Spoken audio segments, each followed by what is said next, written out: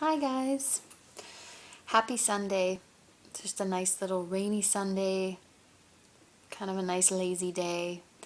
And you might be wondering why I'm sitting in a chair wearing my new onesie that I just bought.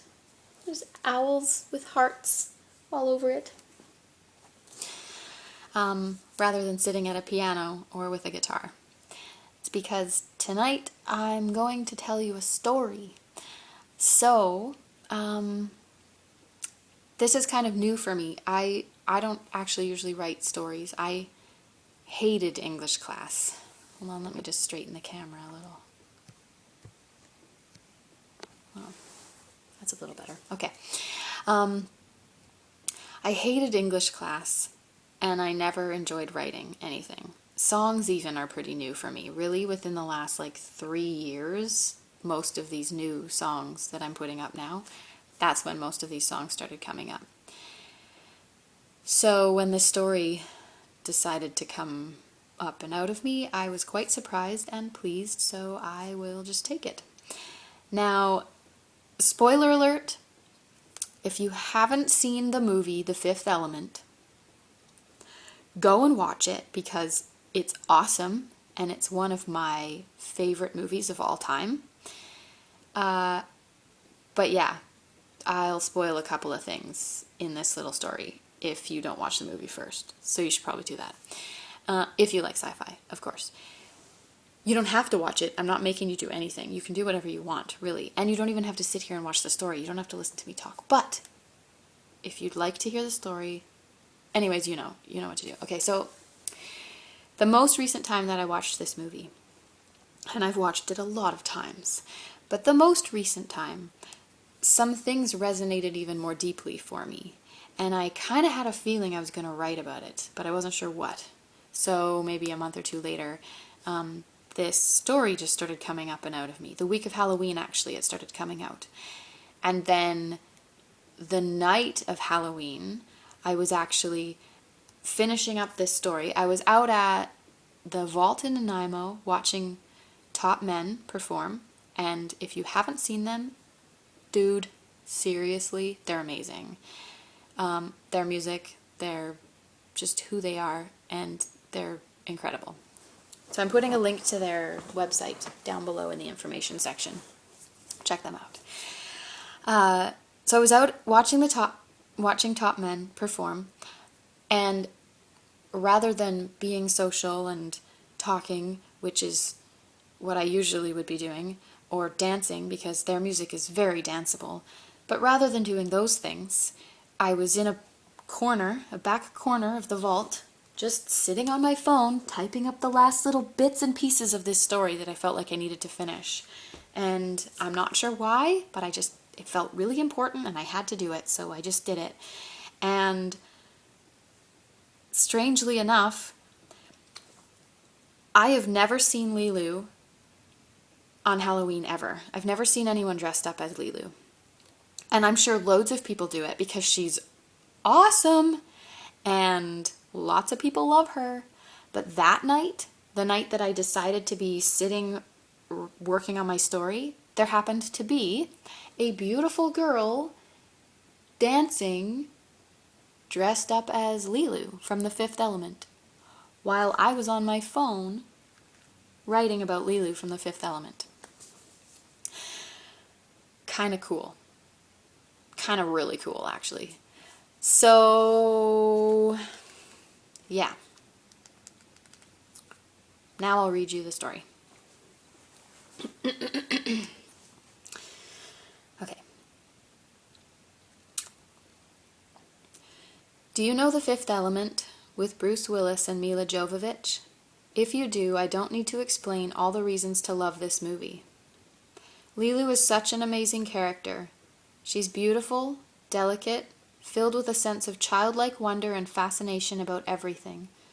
She's sexy, intelligent, and she has modest breasts and cool hair. She's the supreme being and has a wealth of superpowers. But in the first taxicab scene, as well as in the temple at the end of the movie, we're witness to her fragility. At the end, she falls and loses faith in humanity, so close to giving up. She needs strength, something to believe in, to live for. She needs to know love. She is begging Bruce, Korben Dallas, to speak the words, "I need you, I love you," while holding her in that sacred place of her calling, her destiny, so that she can save the human race. This expression of the fifth element resonates so deeply with me, as I'm sure it must with many of you. Sometimes I feel so strong, so powerful, like I'm indestructible. And sometimes I feel like Leeloo at the end of the movie, that to meet the true depth and power of my destiny, I need to be embraced by a force that is capable of making me believe in a love that real. A love that would do anything for me, that would fight with me and for me, that is capable of protecting me in the face of my own destruction, holding me centered within the four elements, chest open and reaching up toward the light bursting out from inside of me, so that I can save the world. They say we need to give ourselves the kind of love we wish to receive from someone, but I wonder, would self-love have been enough to save Leeloo? Is self-love enough to save any of us? I don't believe we were ever meant to face our resistance on our own. I believe we need each other, so deeply and so honestly, and I believe at the core of our being we were made for each other, all of us. I see and feel the power and the magic that happens when we're able to bring pure, selfless love to another soul, and I honestly believe this is what takes us through our fear and into the depths of our true nature and our calling. This is what helps us become what we were created for, so that we may bring all our gifts to the surface and shine more love into the universe, much more love than we ever thought possible. I have finally found this kind of love with music, Source, God, and I'm eternally grateful to share in its power every day, but somewhere deep inside me, I feel a fire burning and alive, a pull, a calling to another living creature, a soul that I would do anything for who I believe I was created to serve, for who I live, and for who I would die. I long for its closeness and crave it so deeply that sometimes I can barely breathe. I feel it searching for me, this being, someone who has the strength to walk with me and hold me in the light of my highest calling, and who can show me the true power of an indestructible love that was created to save the world. So that's my story that came out. And, okay, so tonight, I'm just going to finish with this. Tonight I was at a performance watching one of my old students, Hannah, and one of my friends, Megan. I was at the 23rd annual Singing Christmas Tree at the Generations Church. It was a really great performance, and so many things hit me really deeply and resonated a lot. And I took away a little piece. I wrote it down while I was there because I just kind of knew that I'd want to use it this evening as well to go with this story. And the piece was, faith is only faith when it's the last thing we have to hold on to.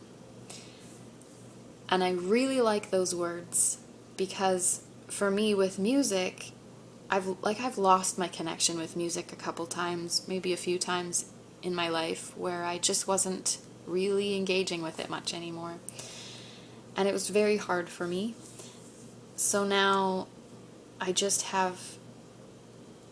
had more faith and more connection and more support and love with music, and that faith, I feel like I've experienced that with music.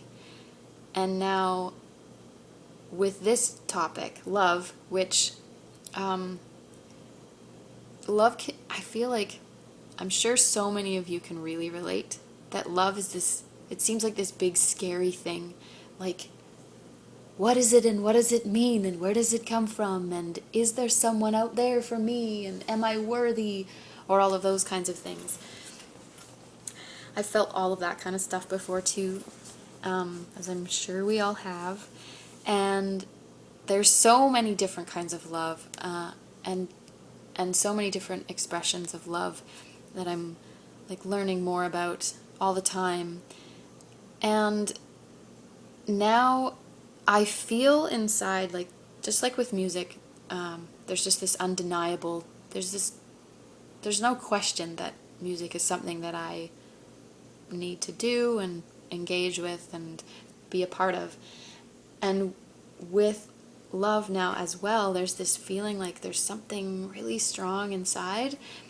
And rather than being afraid of it or running away from it, which I feel like is what I used to do, there's almost this sense of like just sitting with it and just kind of holding on to it gently and just trusting it. And so it's kind of neat. And that story just seems to be a way to solidify for myself and communicate, I guess, with the universe or whatever, what I feel like is inside of me and what I feel like I'm waiting for, and trusting that and just having faith in that, not like needing to see it or touch it or anything, but just knowing that it's there.